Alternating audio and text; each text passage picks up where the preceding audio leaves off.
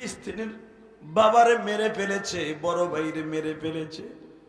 2.5 বছরের বাচ্চা বাবার কাছে যাইয়া বাবা বাবা বলে ডাকি, আর মা বলে বাবা রে তোমার বাবা এমন দেশে গেছে আর কথা বলবে না, তোমার বাবার সাথে দেখা হবে জান্নাতে।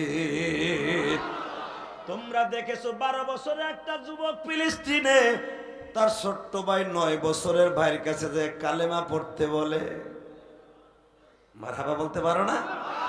ভাইও রক্তে রঞ্জিত, বড় ভাইও রক্তে রঞ্জিত। কেমন ঈমান নিয়ে তারা গাজার মুসলমান বসবাস করতেছে বাবা। আমি কেন বলছি, সাত যিনি ঈমান নিয়ে রাসূলের যুগে বসবাস করছে, গাজার মুসলমান তারা এমন ঈমান নিয়েই দাঁড়িয়েছে। আল্লাহ মনে আল্লাহ ঈমান জিগরি আমাদের জিন্দেগি দখল করার তৌফিক দিতে, আমিন।